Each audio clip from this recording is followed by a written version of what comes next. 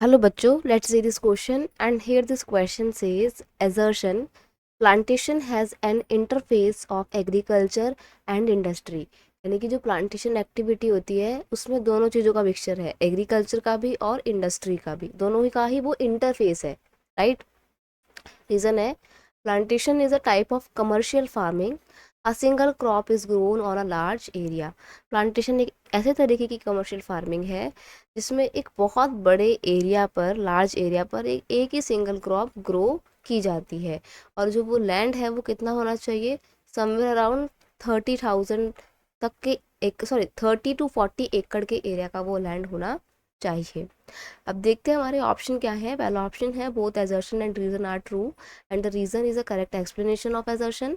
Second option है both assertion and reason are true but reason is not a correct explanation of assertion। Third option है assertion is true but reason is false. और fourth option है assertion is false but reason is true. देखो यहाँ पर हम बात कर रहे हैं प्लांटेशन एग्रीकल्चर की या प्लांटेशन फार्मिंग की। क्वेश्चन का की कंसेप्ट है प्लांटेशन एग्रीकल्चर। प्लांटेशन एग्रीकल्चर की बात करें तो प्लांटेशन क्या होती है, जब भाई एक ही तरीके की सिंगल क्रॉप एक बहुत बड़े एरिया में ग्रो की जाती है, वो भी कमर्शियल फार्मिंग के पर्पज से।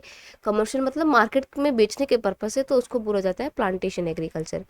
Plantation agriculture is a type of a commercial farming in which single crop is grown in a large area. It is practiced in tropical and subtropical region. It was introduced by British government in India।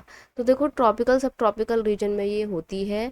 India में इस concept को British government ने introduce किया था, जिसमें commercial farming की जाती थी, यानी कि कमर्शियल पर्पज से एक बहुत बड़े एरिया में सिंगल तरीके की प्लांटेशन ग्रो की जाती थी।